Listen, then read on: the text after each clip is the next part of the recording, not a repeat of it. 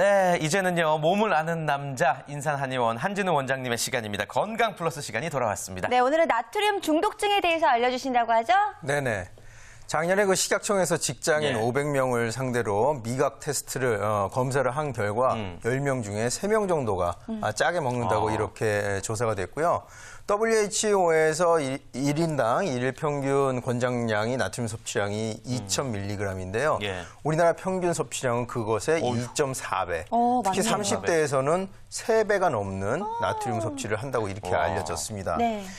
우리나라 평균 연령인 80세까지 이 나트륨량을 다 더하면은 350kg이 된대요. 그러니까 사람이 묻힐 정도가 되는데요. 네. 따라서 이번 시간에는 각종 대사질환을 일으킬 수 있는 소금을 많이 먹기 때문에 생기는 습관성 병인 나트륨 중독에 대해서 알아보려고 합니다. 네, 근데 사실 우리나라는 김치, 고추장 이렇게 대표적인 음식들 자체가 이미 짜기 때문에 이 나트륨 중독증에 걸리기가 좀 쉽지 않을까 생각이 들기도 하는데 나트륨을 섭취하면 왜 좋지 않은지부터 말씀을 해주셔야 될 것 같아요. 빛과 소금이라는 말이 있죠. 그만큼 소금은 우리한테 소중한 존재입니다. 근데 근래에는 이게 소금이 너무 흔하기 때문에 문제가 되는데요. 나트륨은 수분을 끌어당기는 성질이 있습니다. 그래서 인체에서는 삼투압의 항상성을 유지하기 위해서 수분을 이렇게 저류시키는데요.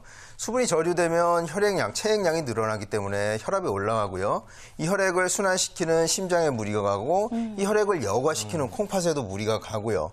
이 나트륨 자체가 위, 장의 점막에 자극을 줄 뿐만 아니라 혈압이 높아지면 콩팥에 무리를 줄 뿐더러 이 나트륨이 배출될 때 칼슘이 같이 배출이 되게 됩니다. 그래서 근골격계, 골다공증이라든지 이런 질환 등이 올 수가 있는 것이죠. 와. 그렇군요. 네. 그러니까 콩팥에만 문제가 있는 게 아니라 나트륨 많이 섭취하게 되면 위, 장, 골격계까지 이 손상을 준다는 말씀이시군요. 알겠습니다.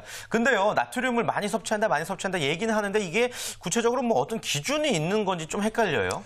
일반적으로 짜게 먹는다 싶은 분들은 의심해 볼만 하고요. 음식이 간이 맞춰져 있는데도 소금 간장을 습관적으로 붓는 분들이나 식탁에 항상 댁 내에서도 소금을 옆에 준비해 놔야 직성이 풀리는 이런 분들은 한번 의심해 볼 필요가 있습니다. 네. 또 소금, 간장, 된장, 고추장, 그리고 쌈장 이런 장류를 항상 찾는 분들도 위험군에 속해 있다고 볼 수 있겠죠. 오늘도 김효선 캐스터한테 미리 그 나트륨 중독증 자가 진단법에 대해서 말씀을 드렸으니까 한번 들어보도록 하죠. 체크 한번 해보면 좋을 것 같아요, 효선 씨. 네, 제가 준비했습니다. 나트륨 중독 자가 진단법 총 6가지를 제가 문항을 드릴 텐데요. 이 중에서 3가지 이상이면요. 나트륨 중독을 의심해 봐야 한다고 합니다. 자, 그러면 지금부터 알려드릴게요. 네. 자, 첫째, 음식에 소금이나 양념장을 추가로 넣어 먹지 않으면 안 된다. 둘째, 생채소보다 김치를 먹는다. 셋째, 생선 자반이나 젓갈류를 좋아한다. 넷째, 국, 찌개, 라면을 먹을 때 국물을 거의 다 먹는다. 다섯 번째, 인스턴트 식품과 냉동식품을 자주 먹는다.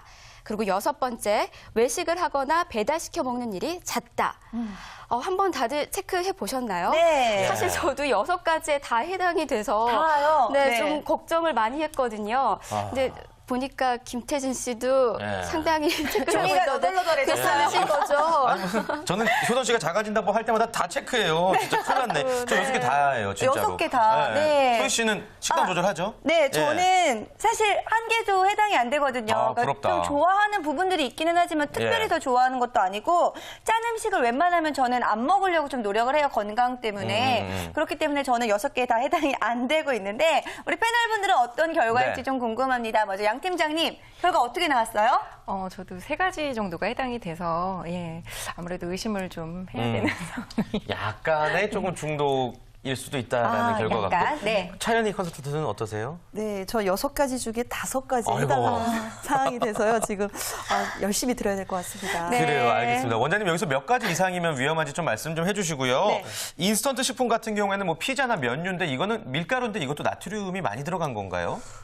제일 주의해야 될 부분이 밀가루 음식인데요. 예. 밀가루는 밀가루 보존 특성상 변질을 막기 위해서 나트륨이 일정량이 첨가가 됩니다. 네. 거기다 반죽을 할 때 소금 간을 하게 되는 경우가 굉장히 많고요. 이것을 짠 육수에 말아서 짠 김치와 곁들이면 이거야말로 나트륨 폭탄이 되는 거죠. 그렇죠. 네, 맞아요. 갑자기 생각이 난 게 추워서 예. 갑자기 우동 한 그릇 먹고 싶다 해서 들어가서 우동 한 그릇 먹으면은 면에 나트륨, 국물에 나트륨, 김치에 나트륨 하면은 그냥 나트륨 폭탄을 맞는 거나 마찬가지겠네요. 특히나 국물이 뜨거울 때는 짠맛을 잘 못 느끼기 때문에 더 그렇게 되고요. 서희 씨 말씀처럼 알게 모르게 나트륨 섭취를 많이 하는 경우가 많습니다. 네. 주변에 소금의 유혹이 많아도 너무 많은 거죠. 예. 우리가 흔히 밥도둑이라고 이제 홈쇼핑 같은 데서 판매를 할 때 밥도둑이라 말하는 것들 다 짭니다. 네. 간장게장, 자반고등어, 짠지류, 그렇죠. 뭐 젓갈류라든지 이런 것들 다 짠데요. 이런 것들에 곁들여서 또 김치조차도 짜다고 느끼지 그쵸. 못하고 먹는 경우가 많으니까 김치도 조금 싱겁게 담가서 드시는 편이 좋을 것 같습니다. 예. 네. 아무튼 아까 자가진단법에서 이제 3개 이상이면 나트륨 중독증 의심해 봐야 할 것 같습니다. 예, 네, 그렇죠. 자, 그런데요, 좀 왜 안 좋을까라는 부분에 대해서 생각을 해봐야 될 것 같은데, 나트륨, 그러니까 소금류를 많이 먹으면 이제 붓는다 하시는 분들 많거든요. 왜 그런 걸까요? 아까 말씀드렸던 것처럼 나트륨은 물을 끌어들이고 그 인체는 그 항상성을 유지하기 위해서 수분을 계속 저류를 시킵니다. 네. 그럼 라면 먹고 그 다음날 붓는 경우 많이 볼 수 있잖아요. 네. 그래서 많이 먹었죠, 오늘. 나트륨이 많을수록 예. 몸에 수분을 저장하기 때문에 부을 수밖에 없는 거죠. 그렇다면 그렇군요. 우리가 이 나트륨 중독을 막기 위해서는 소위 말하는 저염식 식사를 좀 해봐야 될 것 같네요. 네, 저염 식사는 일종의 습관입니다. 네. 자꾸 싱겁게 먹다 보면 싱겁게 먹을 수 있게 되고요. 싱겁게 먹다 보면 그 주 재료의 맛을 더 느낄 수가 있고요. 집에서 조리할 때도 소금을 많이 넣는 것보다는 예. 천연 조미료, 버섯 가루라든지 허브 같은 것을 넣어서 짠맛 이외의 다른 미각을 살리는 이런 조리법을 하는 것도 나트륨 줄이기에 도움이 됩니다. 네. 그렇군요. 또 궁금한 게 이제 나트륨을 많이 섭취하면 살도 찌나요? 이 비만과 관련이 있나요?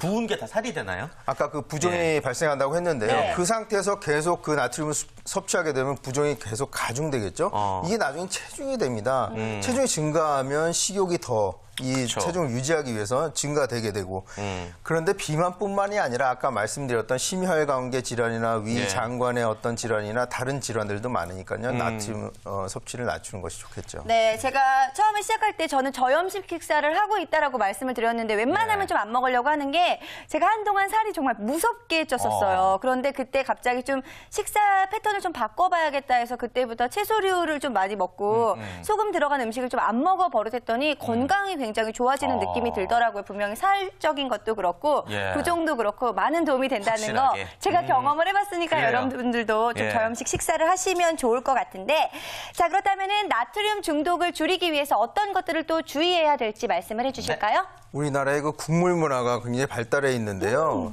뜨거운 국물일 때 짠맛을 느끼기가 굉장히 어렵습니다. 요즘 라면에 표기된 나트륨 함량을 보면은요. 면만 섭취했을 때 그리고 면과 국물의 절반만 섭취했을 때 면과 국물 전부를 섭취했을 때로 나눠서 표기를 하고 있어요. 이건 뭐냐면 국물에 그만큼 많은 나트륨 양이 있다는 것을 대부분, 예. 의미하거든요. 그래서 국물을 드실 때는 싱겁게 드시는 것이 좋듯합니다. 네. 그렇군요. 지금 화면 보니까 저분은 저보다 훨씬 더 짜게 드시는 것 같습니다. 네. 자, 아무튼 그 나트륨 중독증에 걸렸다고 표현이 맞을지 모르겠지만 나트륨 중독증에 걸렸을 때 의학적으로 도움을 받을 수 있는 방법 어떤 게 있을까요? 이건 생활 습관병이기 때문에요. 그 의학적인 도움보다는 습관을 개선하는 편이 좋겠습니다. 예. 또한 나트륨을 배출시킬 때 칼륨을 많이 섭취하면 나트륨 배출이 쉽게 된다고 하니까요. 칼륨이 많이 함유되어 있는 우유라든지 과일 채소를 드시는데 예를 들자면 양배추나 토마토, 바나나, 우유 같은 식품을 섭취하면 나트륨 배출에 도움이 된다고 합니다. 네, 소개해드린 음식 드시면서 나트륨 중독에서 좀 벗어나시는 게 좋을 것 같은데요. 마지막으로 나트륨 중독 예방에 대해서 조언 한마디 부탁드릴게요. 싱겁게 먹다 보면 음식 주 재료의 맛을 더 만끽하고 느낄 수가 있습니다. 그동안 우리가 찾았던 맛이 소금의 짠맛이었지 않나, 그것뿐이었지 않나 반성해 볼 필요가 있고요. 예. 싱겁게 먹는 습관을 오늘부터라도 들이시기 바랍니다. 네, 예, 좋습니다. 알겠습니다. 저도 요즘 원푸드 다이어트 중인데 예, 음식을 좀 바꿔봐야 될 것 같습니다. 원푸드 다이어트? 예. 요즘 제육덮밥으로 원푸드 다이어트 하고 있거든요. 네. 나트륨이 덜 들어간 음식으로 예, 식단 조절을 반드시 해야 될 것 같습니다. 자, 이렇게 해서 오늘 건강 플러스까지 저희가 준비한 소식 다 전해드렸죠? 네, 이쯤에서 오늘 함께해 주신 분들과 인사 나눠보도록 하겠습니다. 오늘도 정말 감사합니다. 고맙습니다. 고맙습니다.